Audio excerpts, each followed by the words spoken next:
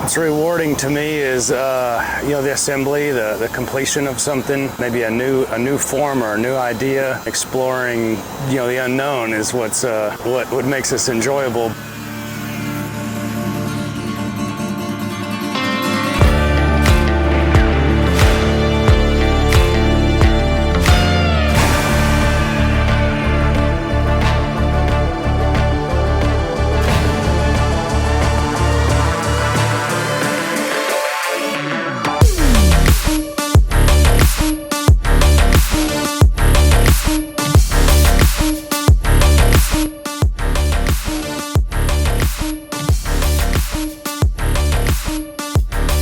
My name's Ryan T. Schmidt. I'm a sculptor. I'm here at Celebration of Fine Art. This is my 5th year, and typically when I come, I'll set up a container. I'll drop a container, bring a work table, and have a place basically where I can still fabricate during the show.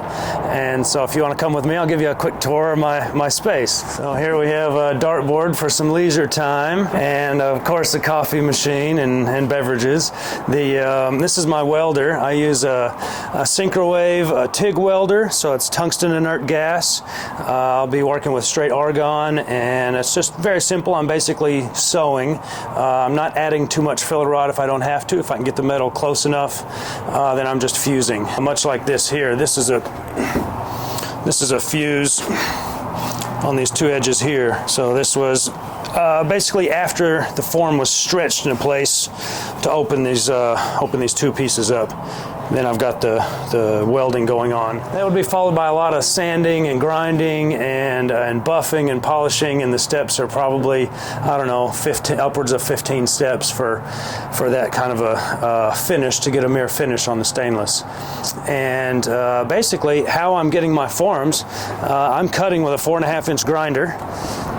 These guys, I use Metabos because they seem to last the longest. I would typically be burning up a grinder per project because I just work continuously, and I'm cutting, 1/8-inch material with 4.5, 6-inch cutoff wheels here, and that just kind of zips right through my design. So I'm able to sketch directly with a Sharpie and then get all my freehand cut work done basically with these are the meat of my operation here. I'll knock the burr off with a flap disc, and then I go to tack welding and stretching, and that's kind of a little bit of my process. Can't tell you all my details, otherwise you'll be doing it too. I bring basically the bare minimals that I need for work, and maybe some projects that I may have already in a progress. I'll probably try to bring something that I have to work on in addition to building new pieces.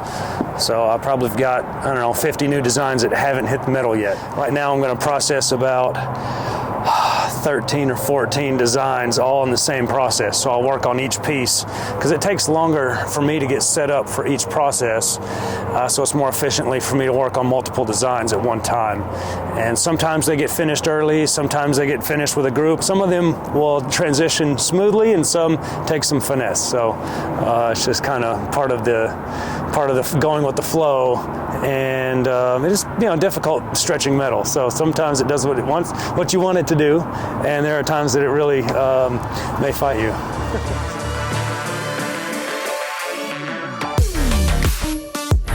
These are 20-foot sheets here on the bottom, 20-foot long and 16-foot long and 12-foot long. These will be used to make an interior atrium piece that's going to go to a building in Michigan.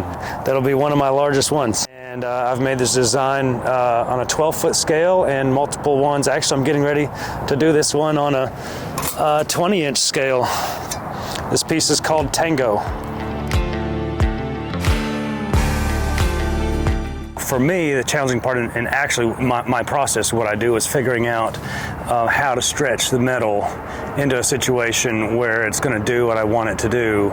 And sometimes that process takes years to figure out. Sometimes you got to go with the flow with what is going to happen, and sometimes the project will change based on what starts to happen in a piece, a particular piece. Final composition, you got to find out when to stop building on it, or you know, when the form stops. Sometimes less is more. Sometimes a complicated form is beautiful. Yeah, I remember in the beginning, I couldn't get the metal to line up exactly I wanted it to because of it was on a plane, so I couldn't create a compound bend, and you know, all this stuff was happening that was limited. That was, you know, not coming to what I expected. So I'd cut up the piece and start over, and that particular idea turned into 2 other sculptures. So it's just kind of, you know, you got to take it a little bit of a grain of salt and roll with it sometimes.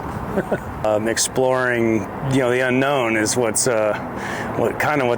makes this enjoyable. But when you're able to complete something and you finish a task, and maybe it took you know, a year or 4 years to put together, eventually, yeah, it's super rewarding. And then, you know, the fact that you know, that other people appreciate it enough to purchase it for their home or their business, that makes a bit rewarding as well.